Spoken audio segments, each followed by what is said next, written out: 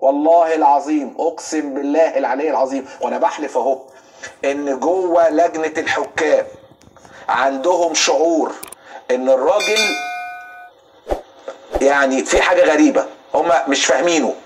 نمره 2 بقى والاهم، النهارده كابتن طارق مجدي الكره اتقطعت من مجدي قفشه، يعني الكره طولت مجدي قفشه اللاعب لعبها كده، فمجدي راح داخل في ركبه اللاعب راح حاسبها فاول لمجدي.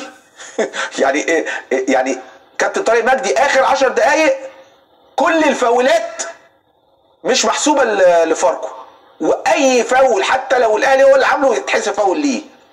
يا جماعه التحكيم وشخصيه الحكم وقرارات الحكم لغايه امتى؟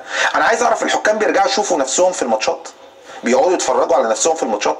يعني اللي يشوف كرة مجدي قفشه هي كرة عادية في نص الملعب، لكن اللي يشوف كرة مجدي قفشه يديك انطباع الحكم وعامل ازاي من جوه وبيفكر ازاي. الكرة بتطول من اللاعب، الكرة بتطول من اللاعب يروح قاطعها، يروح اللاعب داخل عليه ضربه في ركبته يروح حاسبها فاول ليه. يعني ايه القرارات دي يا جماعه؟ كمان فكره التطوير اللي عمله كلاتنبرج، يعني ايه انا اقعد اتضرب علقه في نص الملعب يقول لك العب العب العب واللاين مان والمساعد الحكم العب اللاعب والله شفت في ماتشات بعيد عن الزمالك والاهلي كان كده اللاعب بيعمل كده بالظبط، يقول قوم ما فيهاش حاجه. هو ايه يا جماعه؟ هو القانون، هو كلاتنبرج جاي يبوظ القانون؟ وبعد كده انتوا بقى ليكوا سيستم. الراجل كلاتنبرج قال لكم والله لو واحد عمل طخ كده اوعى تحسبها فاول، بس لو جه بقى واحد في جوه ال 18 بقى راح عامل واحد كده يروح ايه ده فاول بنالتي. يعني طب حضرتك مش واخد قرارات ان مش اي لمسه ومش اي زقه مش هحسبها؟ تروح انت في نص الملعب واحد دق العب يا باشا العب ما فيهاش حاجه، ويجي عند جوه ال 18 تيك بنالتي للاهلي، بيك بنالتي للاهلي. هو في يا جدعان؟ هو انتوا واخدين قرارات؟ هو قال لك لو حنين قوي في ال 18 يحسبها ضربه جزاء، لو جزار قوي بره ال 18 ما تحسبش حاجه؟ هو ده التطوير اللي احنا جايين نشتغل عليه ولا ايه؟ انا مش فاهم. والغريبه بقى والعجيبه والله العظيم حاجه تضحك قوي.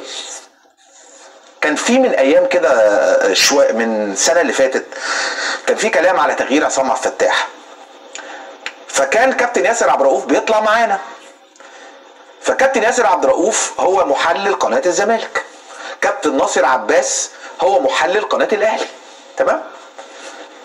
فاتقال ان ياسر عبد الرؤوف مرشح يجي مكان عصام عبد الفتاح، فالكابتن ابراهيم المنيسي ومهندس عادل القيعي طلعوا اشادوا بياسر جدا، وقال لك ياسر ده راجل وهو في قناه الزمالك بيقول الحقيقه وما بيخافش وما اعرفش ايه. يعني هم ما رشحوش ناصر عباس، طيب يعني هم اولى مثلا هم في قناه نادي الاهلي ومقتنعين بالكابتن ناصر عباس فيقولوا مثلا لا ما ناصر عباس كويس واولى والراجل 10 على 10، لا هم ايه راحوا داعمين ياسر عبد الرؤوف. دعموا مين؟ ياسر عبد الرؤوف. فالايام اللي فاتت طلع كلام ان كلاتنبرج هيمشي وان ياسر من ضمن المرشحين.